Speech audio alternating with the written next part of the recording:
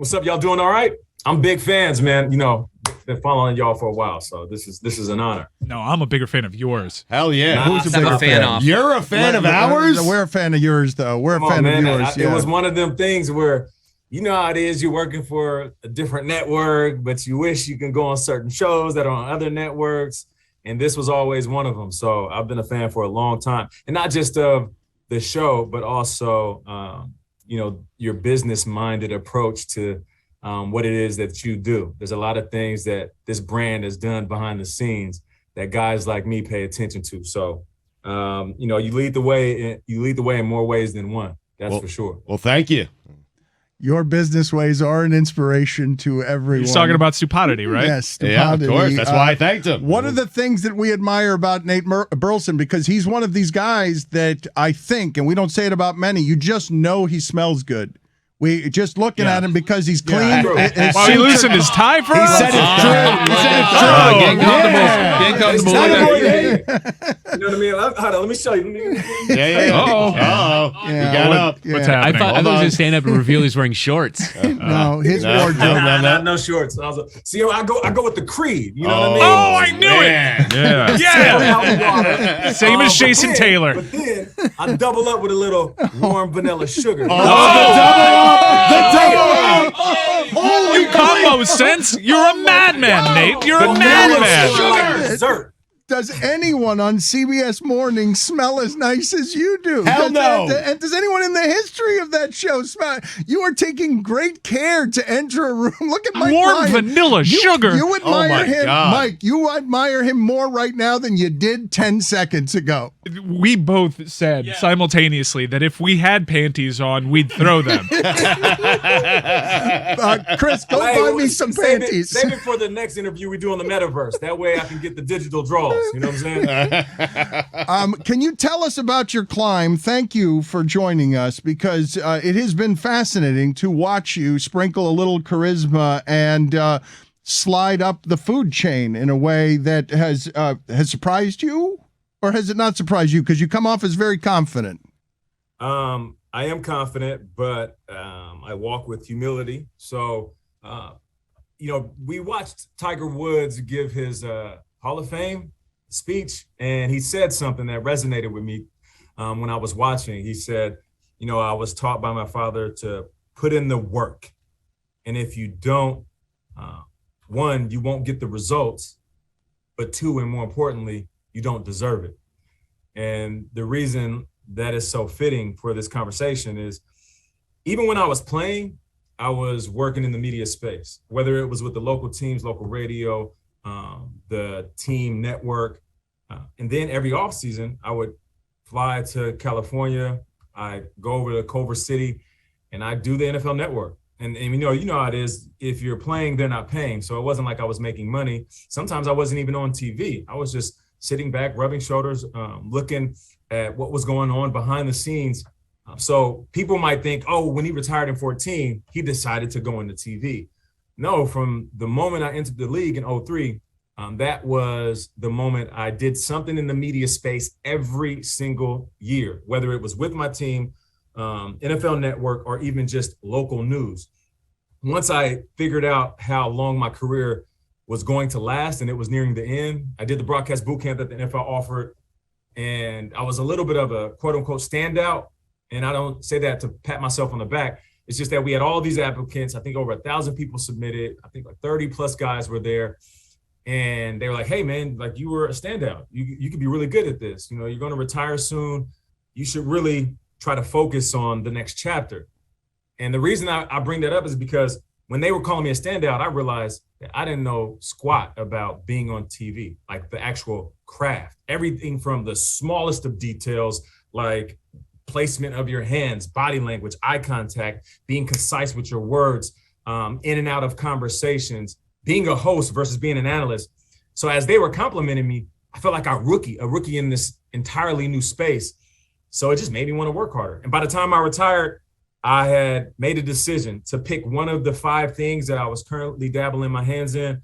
I had a restaurant in Seattle. I did clothing. I wrote poetry. I dibble-dabbled in music. But I also knew that I had real estate and TV that I could claim. And I told myself, if I want to do all these things that make me who I am, go into TV and dominate your space. Don't try to be somebody else, which I tried to when I first started at the NFL Network. But once you figure out your voice, stay in that pocket. And I know you can respect that because that's what you have done. You have mastered your voice. And that's what makes your brand and what you do and what you guys do very unique. Once again, thank you, Nate. Very nice. You have the journey is so interesting because you're planning for the ending at the beginning. I imagine you're not running into a whole lot of people in your locker room who are doing that, who are recognizing the mortality and the consequences as they get in. When they're bulletproof, they're young, and the job makes you lopsided, so there's not even time to do other shit.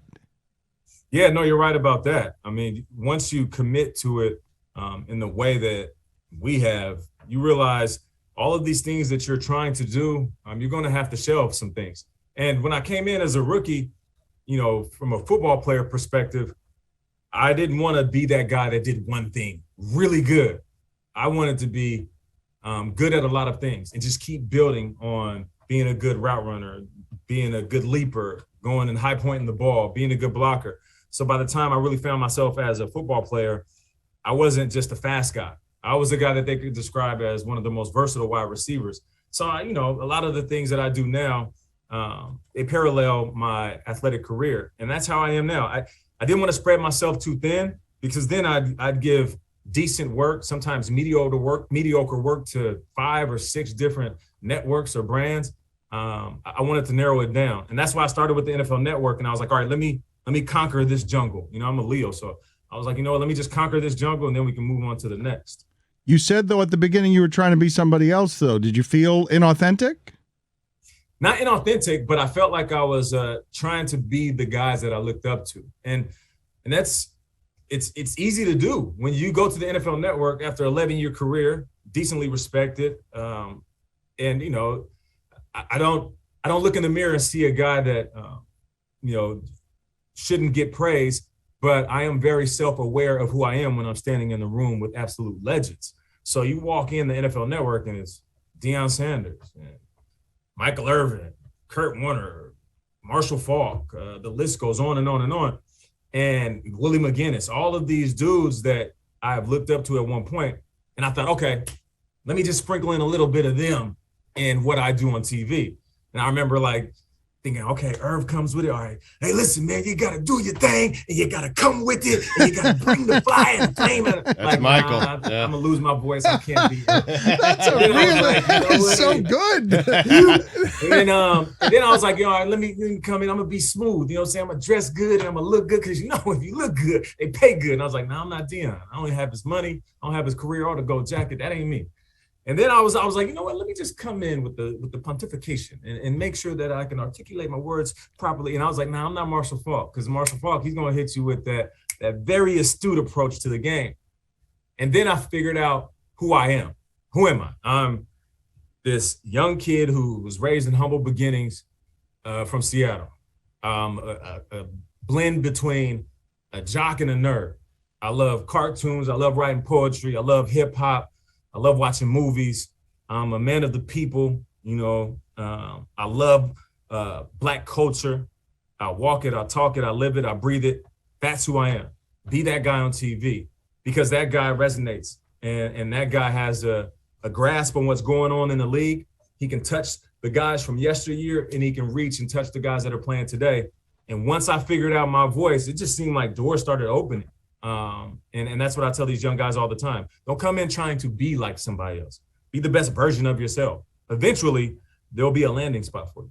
All right, Nate, I want your top 5 cartoons. Do you have that for us? Wow. Top Do you 5. have You that? said you love cartoons. All these people are carrying these things around so that when you ask, they can immediately go to it. We're going to go backwards, 5-1. So this is putting some pressure on you to. I don't know if you keep that near the sugar. 5-1. Okay, I got you. Oh, you got it right on you. 5-1. All right, he's got it. Jumping at number 5. I'm starting with Thundercats. Wow.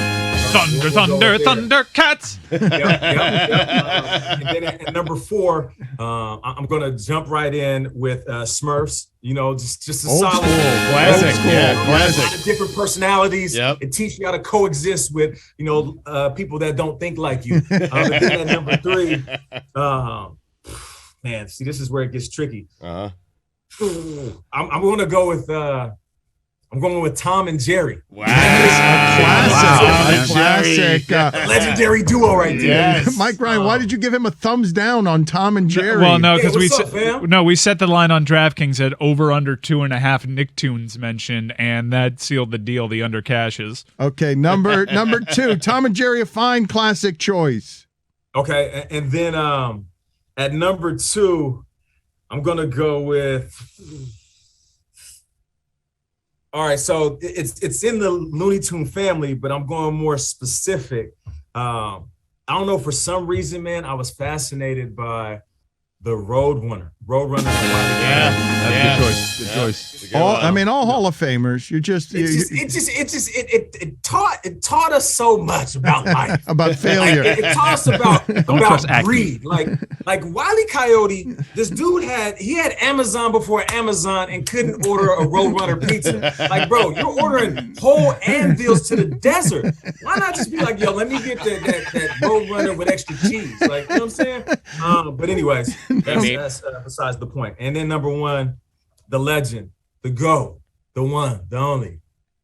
What's up, Doc? Bugs Bunny. Oh, look at that. Look at that. A fine list Very that you good. that Single you put cartoon together. past 1990. I know. Well, this is why he fits right in at CBS among all those old people. That's why they see that, because I marveled at this at watching your climb at CBS, because we're watching all their other programming and their demo is older, much older.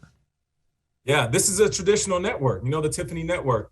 And, I think there's a blend between those who have anchored this network for a long time, people that are well respected in this business, not just at CBS, and then a blend of young talent. And I think I'm part of that group. I was brought in to the NFL Today, and I remember getting the call like, hey, there's they want to bring you in and see how you fit on the NFL Today. They're thinking about changing things up a little bit. And I was doing Good Morning Football. It was at the same studio over on 57th. And I got done with my show. I went up to my dressing room and I knew that I had this audition. And it was a few hours. So I'm sitting in my room. I'm going over the script. And they're going to throw things at you. They're going to introduce a game and see if you can call it in real time. They're going to have you read highlights, read the teleprompter. And I'm sitting there with JB, Boomer, and Coach Cower. And I knew what I was walking into, but here's the craziest part. So as I'm like upstairs doing my like B Rabbit, like mom spaghetti, you know what I'm saying? Man, I got this is my moment, you feel me? I walk downstairs and out the studio walks Demarcus Ware, who, is a legend. He could be a Hall of Famer. I believe he has, Super Bowl ring. I mean, this dude's a beast, right? He got it all. And he got the ball head. He looked like Black Mr. Clean with the perfect smile. I'm like, also smells good. Also probably smells like vanilla. And I'm like, this dude has a legendary career and he's articulate and he played for the Cowboys and he has a Super Bowl ring, could be a Hall of Famer. And there was like this brief moment where I was like, damn, I'm going to go in there. I'm going to do my thing, but they're probably going to give him the job. But then I was like, you know what? As much as I respect him and I love him, and I've shared this story with him before, I was like, but I'm different than him. I see the game differently. I speak differently. I have a different delivery. I teach the game differently. So I was like, walk in and be that dude. Like, don't walk in thinking that you're just here to fill a seat so they could say that they looked at a few different guys. And the moment I sat down, I just got in my bag. And I was able to talk about the game from different perspectives, offense, defense, special teams, from the sideline as a coach. And I can make it relatable. And I walked out and I thought, at the very least, I did my job. And then when I got the call that I was going to join NFL Today, a show with such rich tradition, I was thrown off. And ever since then, I've been trying to make sure the moments I have on TV matter. Because, man, unless you're on a show that gives you a lot of time to allow segments to breathe, you have to be well prepared and concise. The producer might say, hey, bro, you got 15, 20 seconds.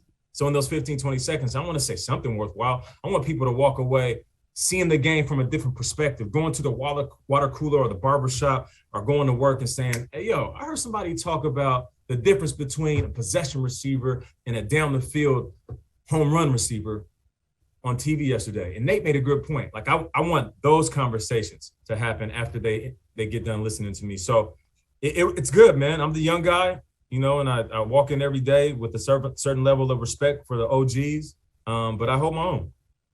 What's Cower's chin look like in person?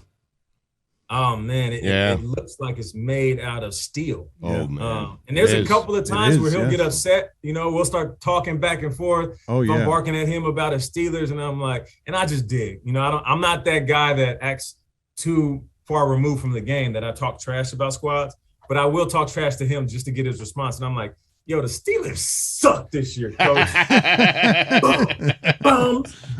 And he'll like, once I see this one here, and then a couple of little pieces of saliva fly out of his mouth. I'm like, all right, coach, I was just playing. My bad. It's a joke.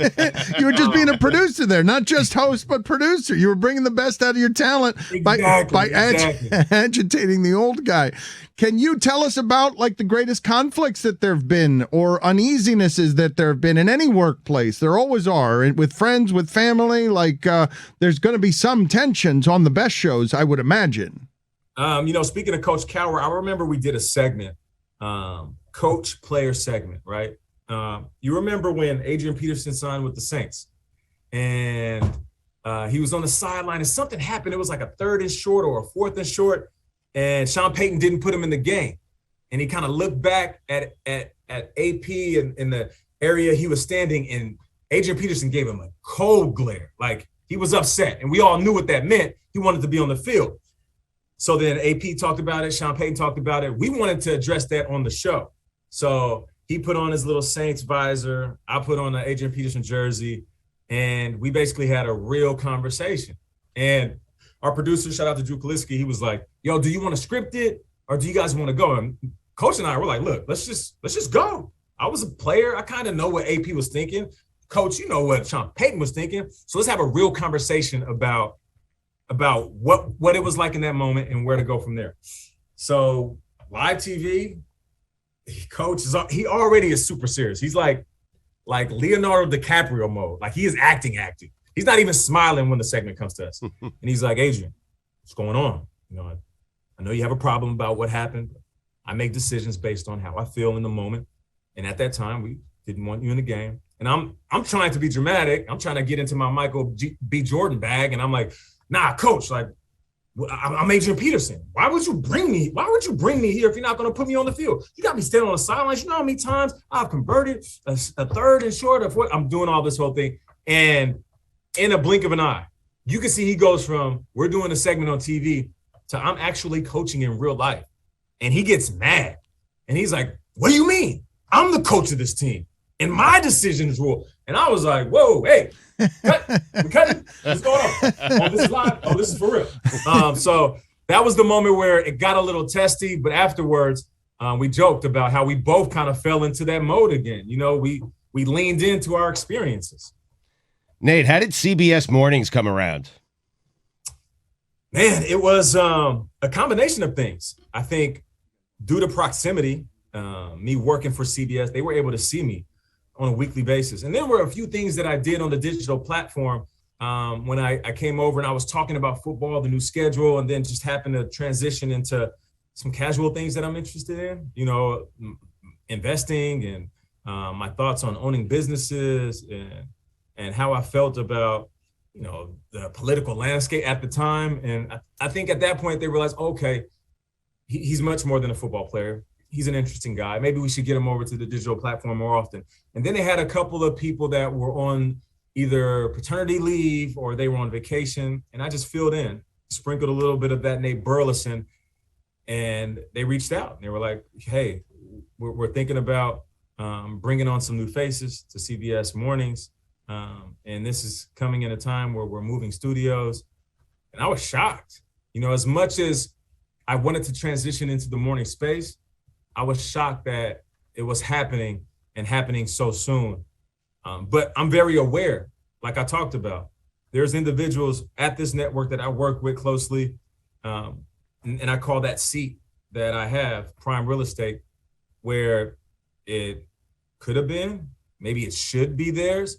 So understanding who I am and also my peers and the work that they have put in, I think they appreciate like me recognizing that. But with all that said, I still have to show up every day and prove that, I don't want to say prove that I'm much more than an athlete. You know, if you haven't figured that out over the last 20 years of my life, then I don't know, what's going to help you realize that. I think it's showing up every day to prove that I am here to do the job for the people, which is knowing that we have a front row seat to history and we get to give you the news on a daily basis while trying to uplift you with some of the lighter news. And working in news, man, I have realized how much goes on in this world. And by that, I mean how many heavy topics that we as a people have to carry on a daily basis.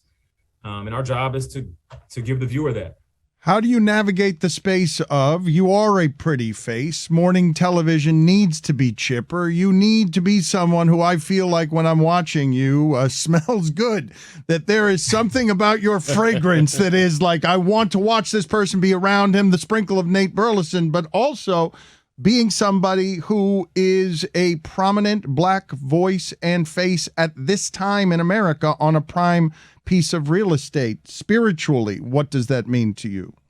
It means a lot because there's an obligation.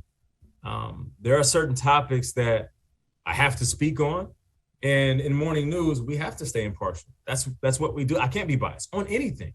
Our job is to give you the news, not give you the opinion on the news. But when it comes to certain topics, social injustice, how African Americans are perceived in all walks of life, not just coaching hires, but when it comes to hiring practices in general, how young men and women are treated in this country, Black women are treated in this country. I have to speak on those things from a space of sincerity and authenticity. So I do take this position, to heart, because the one thing I don't want to do is, wake up 5 years from now and people say, man, like I loved seeing Nate in the morning news space, or I remember him on Good Morning Football, or you know what, I remember him doing some stuff at Extra. Oh, he was pretty good on NFL Today, but not remember a moment where I said anything that stuck with you. Not remember a project or a piece that I was involved in that didn't sit with you or change your perspective on things. I remember working for the NFL Network, this was a few years ago, and they said, hey, we have this documentary. And I'm like, documentary, I don't have any time. I'm working literally 5 jobs. I was doing Good Morning Football, working for Extra. I was the voice of DraftKings. I did NFL Today. And then I also did a podcast for Uninterrupted. So 5 jobs fluidly throughout the week. And they're like, hey, but it's a documentary. We'd really love to have your voice. It's about Fritz Pollard. This individual was in the early 1900s, first Black coach and player, and he broke so many barriers, not just in the NFL, but in college. He's a true representation of what we have created in this league from an integration standpoint. He helped segregate the league, and then he helped integrate the league, and then when it was segregated, he had basically his version of Negro football teams that would travel around and play white teams to get them ready for their games against other white competitors. And I'm learning about this guy, and I remember thinking to myself, I could say no and everybody would understand because I'm busy. But something in me was like, Nate, you need to do this. These are the type of projects you want to get involved in. Because I'm not saying that sports is surface level. People need it. They desire it. And we do a good job of giving that to them. But I want occasionally somebody to say, man, I love Nate on TV. Man, the way he talks about one-on-one covers, I never hear anybody say it like that. But that documentary he did about Fritz Pollard, I learned so much about somebody I had no idea existed. So like, that's why I feel like representing who I am in every space that I'm in is as important as the job title I carry. Nate, you're as surprised by Cooper Kupp as we are. You are. I know you are. No. Your routes were crisp. Your routes He already said no, stop trying to talk him into it. It's only you, and we all know it's because he's white.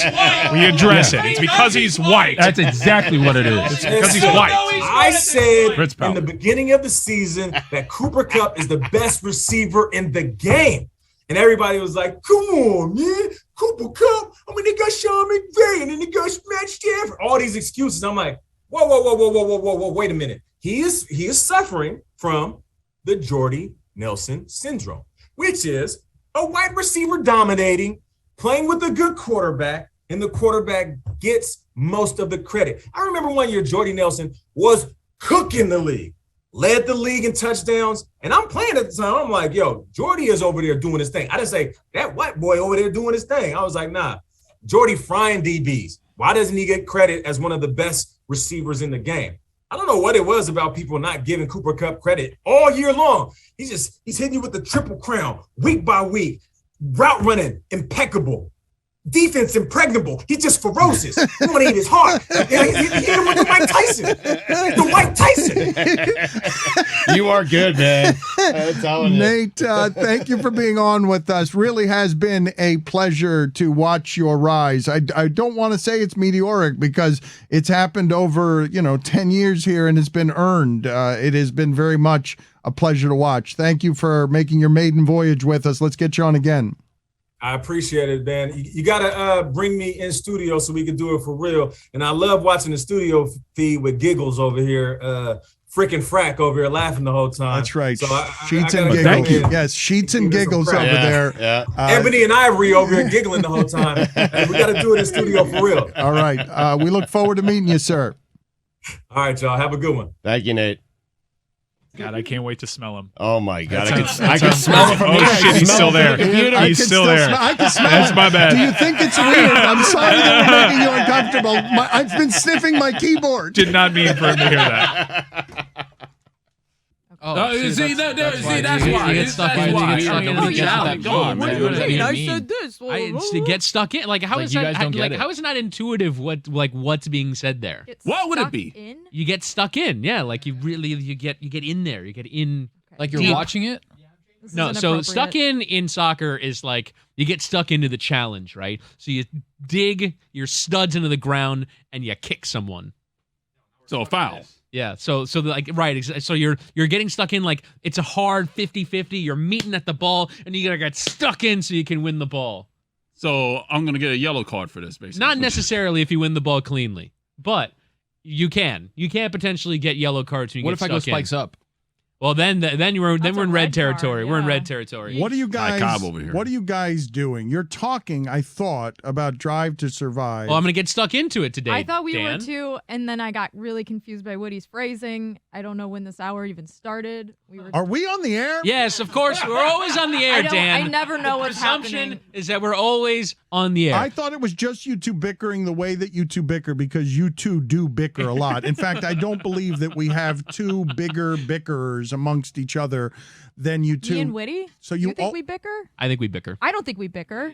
What do you? We bicker all the time. I never bicker with you. I always am getting stuck into bickering with Are you you. trying God. to say that I'm argumentative and bickering, Dan? I don't like. Your I would say tone. I'm probably more the Whoa, bickerer than you are. HR, yo. You do bicker a lot. I do bicker. I also never got to accept your apology on air, Yes, which was not necessary. No, by it was the way. It was necessary. It was not necessary. It was necessary. I sound like a show dick. content. No, I It was sound like a funny. dick. There have been much more offensive things that have been said that have not been apologized for than that. Top- than top- you top five playing- things that have been apologized than for? you playing the Whittingham role to a T, just so well that I'm still not sure if you really meant fully what you were saying. I need to explain to to the audience that may not be up to every single thing that happens around here as we try to get to Drive to mansplain. Survive, which but do explain because I don't know what you're well, talking I about. don't think that the audience, I think a lot of people listening, I get accused all the time of explaining the joke too much, but I believe there are a lot of people interested in our show who don't listen to every last thing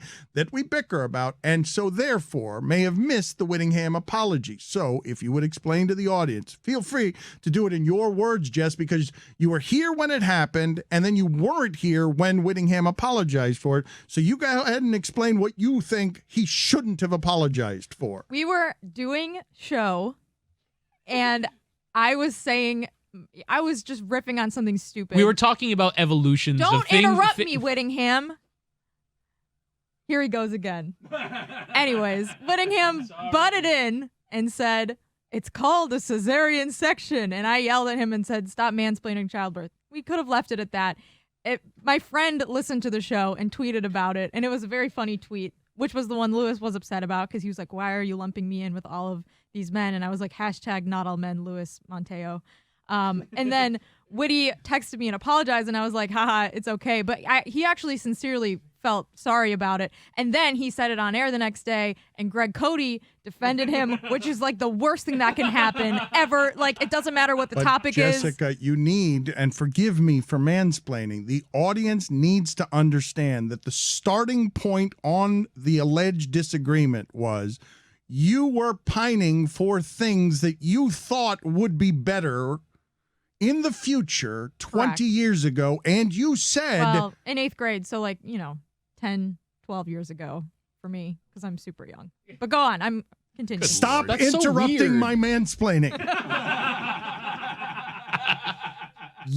I need to set it up for the audience because they might not understand the nature of the disagreement, the nature of them, the audience, arguing about how rude Whittingham was in a very condescending fashion when you were longing for a better form of childbirth to flippantly throw out there, the better form is the one that disembowels you, tears out your organs, and leaves you crawling across the floor while Right. raising a 2-month-old. Right. He just said it's called a cesarean section. And the coldness of that was something the audience received and thought you should have disemboweled him about. Right, which I thought we played it out on air. And it didn't need to go further than that. Like, this show has some serious blind spots.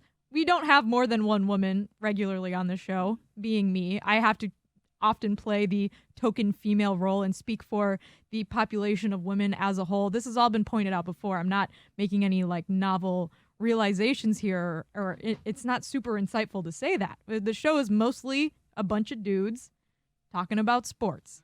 And that's fine. I knew what I was signing up for when I joined that. And Whittingham was just kind of playing into that, showing his blind spot, doing it in a very posh Whittinghamly way. Can we say it Whittinghamly? That's I fine. love Fancy that. lad way. I love that. Cesarean. God, that was the worst. Stugotz jumped in and did the nickname. He goes, C-section. And it was just part of the show. Now, there have been times where we've talked about serious subject matter, and I've vehemently disagreed with a lot of the opinions in this room. And those are times that I've actually been bothered. And I think we've some of those have been addressed off air before. But this was not one of those. This was Whitty just showing his blind spot. He looked like an ass. I could see why he was mad at himself. But I didn't feel personally offended because I was just like, yeah, he was wrong. He didn't know he was wrong. That's why it's funny, because he was trying to be pompous Whitty, but he didn't know what he was actually talking about. Now, I was working from home on Monday, so I didn't get to listen. I saw the tweet that was mentioned. If I was there on Monday, I would have lit your ass up, Woody. Completely and utterly lit your ass up. Because speaking as a dad, seeing my wife in pain like that, and dude, oh man, you've definitely shown a blind spot just based on the fact that you have a mom. Yeah. Now, I will say part of my knowledge of C-sections, because my mom basically said, there's no way in hell I'm doing natural childbirth. Get me a C-section. And in that context, it can seem like an improvement of natural childbirth. Now, I did not know the nuts and bolts of cesarean sections. But it is an improvement in the immediate pain of childbirth. That's indisputable. So's an epidural. Those are, but they have side effects. But They have consequences.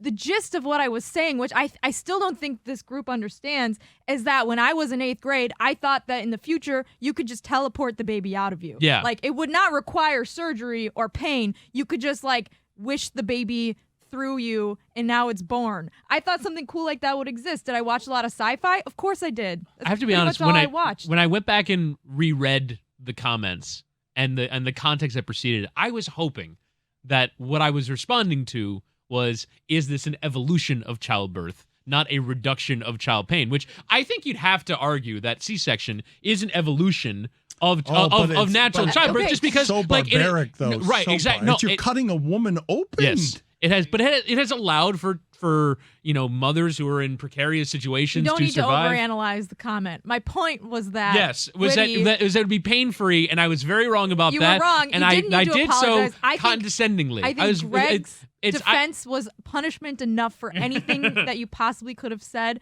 A woman actually DM'd me and said that her ovaries were on fire listening to Greg on Tuesday's show talk about your comments. That's a good name for a podcast.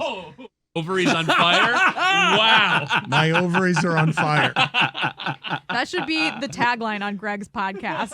It's been said that women's ovaries are on fire listening to the Greg Cody show with Greg Cody. It's He like might when take you- that as a positive. Oh, yeah? That's true. Yeah, he definitely would. It's like when you open a book and it's like, this is a triumph.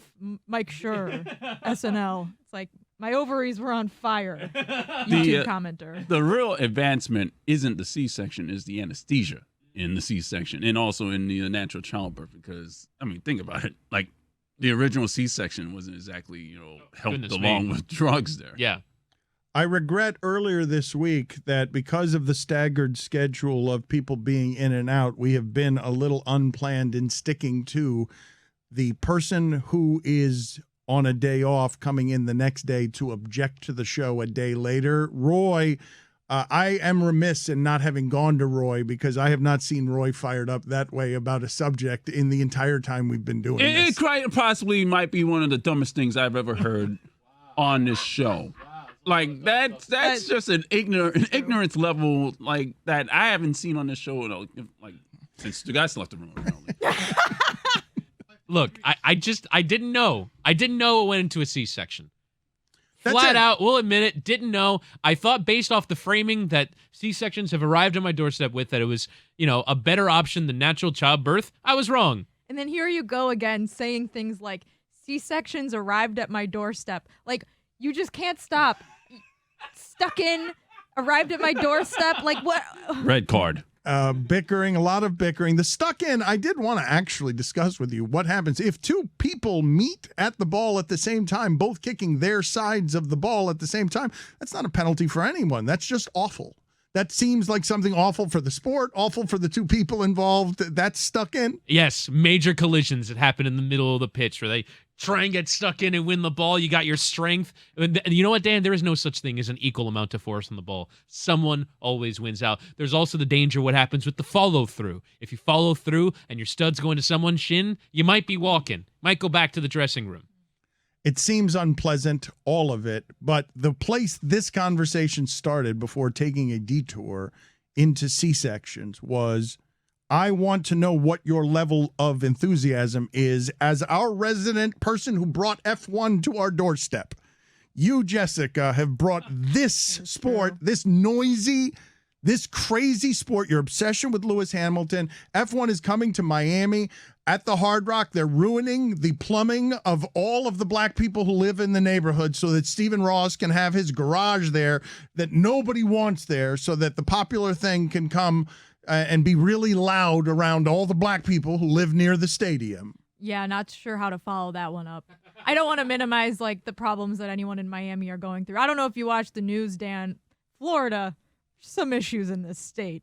Let me tell you right now. We cover them on Because Miami with Billy Corbin. Today on Because Miami. That was the joke. We had to I don't know mansplain if the you joke to you. watch Damn the it. news, we Can't are stop the ones mansplaining. talking about it. Christ, stop it, Whittingham. Anyways, Dan, yes, detouring back to Formula One. Good adjective, verb there, I guess. Really excited for the new season of Drive to Survive. The trailer came out. It looks like there might be some fighting at McLaren between Baby Lando and Daniel Ricciardo. I don't know. They if seem you like saw- such good friends. How is that possible? Exactly. Recently, this is what I have deduced, and also someone I think DM'd me this, that say Third Eye Open on this one. Baby Lando and Daniel Ricciardo have been doing cutesy little Instagram videos together for the last few days.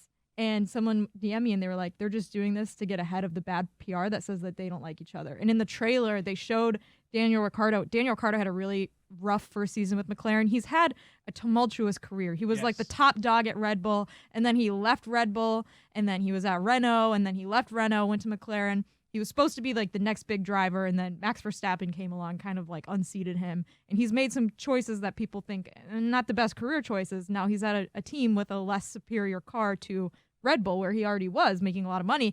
Anyways, He had a rough season with McLaren. There was a clip of in the trailer of Baby Lando saying, "I don't feel sorry for him at all," right after Daniel Ricciardo was on screen, alluding to him saying this about his own teammate, which you would never expect because Baby Lando, he's like the super agreeable one. He had a great relationship with his former teammate, Carlos Sainz, when he was at McLaren. So if there's any infighting there, it would be news to the audience because it seems like those two guys would be great partners. They'd be great teammates. They would work really well together. They're both really funny and young and cool and funny. Like, there's great personalities. Yes. Incredible TikTok content, like from the two of them. And like in some ways, so Drive to Survive is the behind the scenes of Formula One. And because in the first season, Mercedes and Ferrari did not allow themselves to be filmed for this, the story of that show largely got told through Daniel Ricciardo. And his entire career is basically played out in front of Netflix cameras. And it's, as Jess said, been a fairly tumultuous one where it was basically like he might be the next guy or at least close to the top of the pack. And then he went to Renault where he went into the mid-pack. And he went to McLaren where he stayed in the mid-pack. Like, he has not taken steps forward, and every step of the way has been documented. And he seems like this charismatic, fun-loving, He has an hasn't made the Australian leap? accent. He hasn't made the leap? No. Well, he did make the leap. Like when he signed with Red Then Bull. he went on the fork in the because road. Red Bull had won all these championships prior to Lewis Hamilton too and close to the sun. Mercedes reigns. It was like, wow, well this is the new guy. So he did make the leap then, but then he turned the wrong corner. No, you can't make no. What? You don't There's a make right corner there's and a there's wrong no wrong corner. corner after making the leap. That doesn't exist. That's not a he thing. he sidestepped. No, Yeah. What no. do He you call went on it? the fork in the road. There- we have no, we have no, a no, fork no. in a road in Guys. our hierarchy of making leaps, and one of them is flew He too leapt close to the sun. backwards. No, once you've made the leap, nobody who you guys have talked about has made the leap if there is another corner after the leap. Once you've made the leap, there are no corners. It's just higher flight. There are no detours after a making of Maybe the he leap. made maybe he made disagree. a leap then. In maybe Formula One- maybe he made a leap. In Formula One, you can make a leap and still turn the wrong corner because in Formula One, I mean, things might be different this year because there's new cars and there's a bunch of new regulations and no one's really sure like what the best car is going to be, who the best team is going to be, when in the past it's been very obvious that Mercedes and Red Bull have the best cars and the best drivers and they're going to win every single year. But in Formula One, you can be a driver who's made a leap and turned a corner but not win the championship. There is something happening here that I need to address with both Whittingham and Jessica and any of you who are listening here. And it's not just the bickering, though that too. Your every F1 analysis is delivered symbolically super fast. Thank you. And as you deliver these super fast, there are many in the audience who love this stuff, the reality show and F1, who are starved for it because you talk about our show's blind spots. We've never covered any of this. You are the first one to bring it to our doorstep. We give you there's sharp corners and turns and very little space to discuss this, and you discuss it excitedly. I want you to help me understand how Drive to Survive is unlike any other content around a sport in helping build a guy who, whether he took a leap or the leap, is now famous enough among the TikTok arguers to make this sport something that matters because there's a reality television element to it. Does any other... I love some of the stuff that's been done documentary style before boxing matches where HBO and I think Showtime take you in on 24/7 access.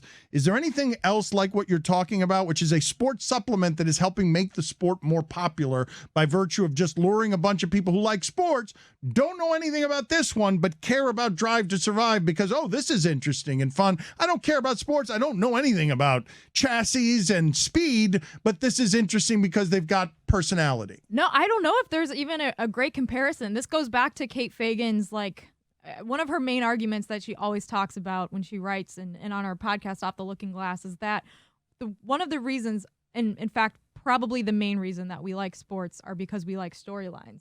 And Drive to Survive lays out the storylines so clearly and so well, whether they're 100% accurate or not. Like, we don't know. We don't see what is left on the cutting room floor, but it makes it very appetizing and very easily digestible in a sport where the barrier to entry seems so high. I don't know about chassis. I don't know why Pirelli made the tire size bigger this year. I mean, I guess I do because I read about it now. But, you don't need to know those things. What you need to know, Christian Horner, Toto Wolff, they hate each other. Williams, back of the pack, Claire Williams is trying to win.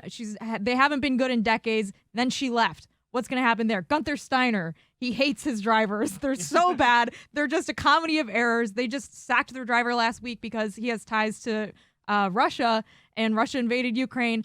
Those storylines are super easy to understand. Tell me, you don't need to know any of the other shit. I saw a project. The reason I ask you guys this question is because earlier this week we were talking about Mike Trout and fame and how bad baseball is, even though they were ahead on all the content media stuff. How bad baseball is making stars around storylines. And the reason that I asked the question about this sport is because the seeds of fandom with young people for the future have to be evolved from the ways we've always done it before. And it would make sense if football, like Hard Knocks, notoriously, they keep these people out. It's really edited. The real good storylines you're not getting. You're getting an antiseptic version of football that feels like Access, but it ain't really Access. The dirty stuff they ain't doing. Like, they're not giving you full access. Dan, the storylines in Hard Knocks are football. Like, that is the storyline, and they give it to you in a time of year where you're just starved for football, so they make the storyline But football. it's well done, but what I'm telling you, it's well done in partnership with the league and the sensibilities of the league. We will edit all this out. Hey, if there's anything, racism, homophobia, anything, we're going to, no, get that away from here. And it'll represent the greatest access we give you in this sport, period. People are mic'd up. It feels like intimacy. It's made for television, illusion of intimacy, what they wish for you to see. Is this also that, or are you seeing all of it here? But Mercedes and Ferrari say you're not going to see any of it here. We're not going to show. No, we can't show you what a mess and dysfunction there really is in the garage. No, that's true. And there are fans who would argue that it's not real. Like, diehard F1 fans are like, this is just for show. This is stupid. Like, this is a sideshow. This isn't the real event. And that's fine. Like, if you prefer just to watch the races and see whatever Sky's going to show you over the weekend, like, that's great too. You don't have to like the show, but it doesn't really matter if it's authentic or not to me, because it's entertaining, and sports, I think, should be entertaining. I mean, if it makes me excited to watch a race that I didn't know about 2 years ago, then it's done its job pretty well. It's making you a fan with no, to me, the seeds of sports fandom are born in, am I interested enough to now want to learn other things? Because you are now talking about this with a fluency and an expertise none of us have, and I believe it's just because you're pining for Lewis Hamilton. Well, I wouldn't say that that's fair. I will say 2 years ago, I didn't know what a tire rotation was. I found out on Mike Golick's podcast with his family, because his daughters also didn't know what it was. Apparently, they move your tires around. Like, they put the back tire in the front. I thought they just put your car on like a pike and spin it around for a while. So yeah, I didn't have a lot of car knowledge, but like, yes, you're bringing up a good point. Lewis Hamilton, he's a great character. Max Verstappen is a great character. He plays a great evil villain, or you root for him. I mean, I could see it go either way. Daniel Ricciardo, great character. Baby Lando, Carlos Sainz, Charles Leclerc, Yuki Tsunoda, like, they're all phenomenal characters. They're probably not, though. Like, it's the genius of the storytelling, but they make it seem like they are. I think they are. Like, yeah. I don't know. Like, so much. Like, this is the other thing, is that, like, these drivers are all mic'd up during the races, so they have so much material to work with. There's so much access to fans that other leagues don't get. Like the NFL.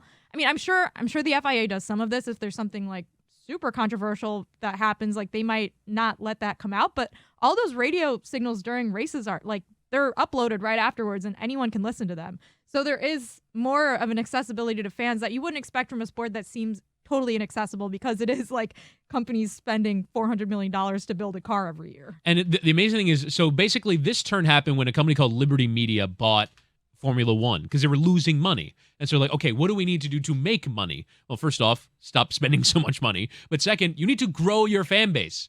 And it is kind of an access first, above all else, approach to making content. And so this show pisses off the drivers. They don't want to be in front of the oh God, I'm on Netflix again today. And that's almost where you want to be, upsetting your money-making drivers, because we're going to show you intimately what actually happens in this incredibly, high-stakes sport. And so, and I think it's interesting that, like, Jess is a fan, I'm a fan. We're not in the demo.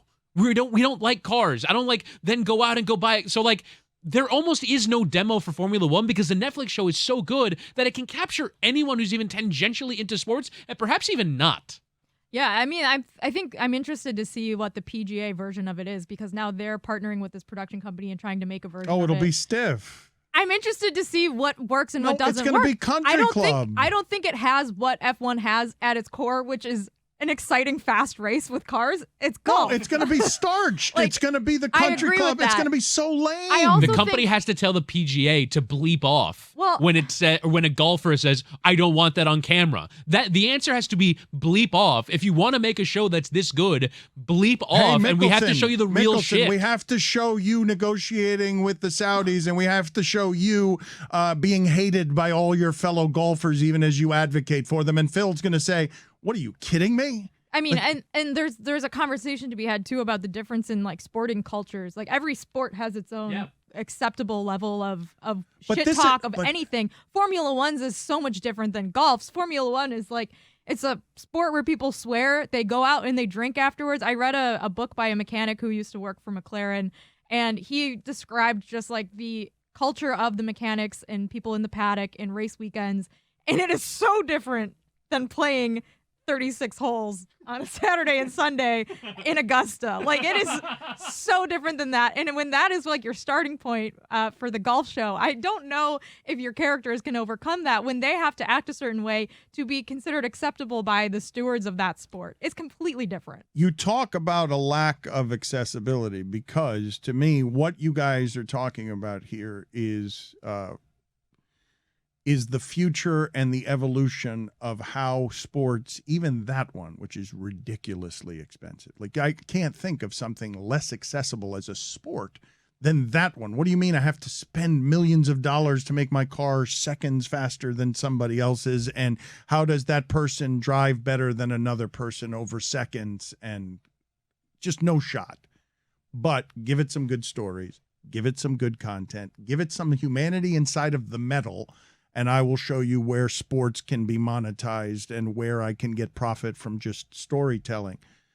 This thing is coming to Miami, and it's an enormously popular thing, made more popular by this enthusiasm that you have for this show. It is a trendy, popular thing because this is a Netflix monster, correct? This is the new form of television coming to the most inaccessible sport with some storytelling that has access, and it's made both of you fans. What's that's going to be in Miami when it gets here? What kind of party is that going to be over at that stadium? I don't know, but I hope I'm invited to all of them. I still don't have a ticket. Like, I'm trying to get a credential, but like we keep shitting on it, so I don't know how that's going to work if they listen to our show, but like...